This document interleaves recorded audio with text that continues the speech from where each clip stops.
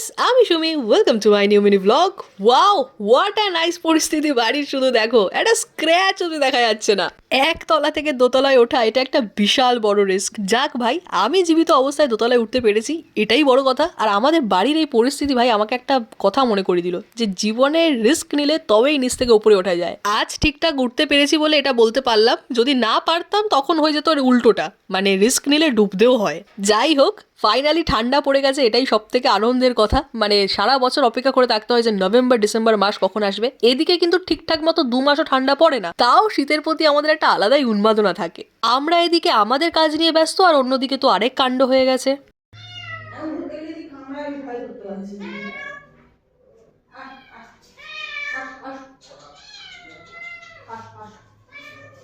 3টে বিড়াল ছানার মধ্যে থেকে একটা বিড়াল ছানা এত লাফালাফি করছে, উপরের সিঁড়ির ওখান থেকে পুরো নিচের দিকে পড়ে গেছে।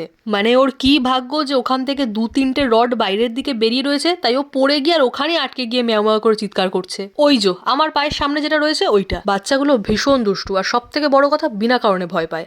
এই দেখো এই জায়গাটা, মানে কি ডিফিকাল্ট পরিস্থিতি, আমাদের নিজেদেরই ভয় লেগে গেছিল। তাও ভালো যে মা সেই সময় সামনে ছিল, তাই ওকে তাড়াতাড়ি করে রেস্কিউ করা পসিবল হয়েছে। আর আমি একা থাকলে আমার তো মাথায় কাজ করতো না যে আমায় কি করতে হবে। যাই হোক, ও সুস্থ স্বাভাবিক আছে, এটাই শান্তি। আজকের মতো ভিডিওটা এই অবধি থাক। দেখা হবে নতুন নতুন ভিডিওর সাথে প্রত্যেক দিন। সবাই ভালো থেকো, সুস্থ থেকো, বাই।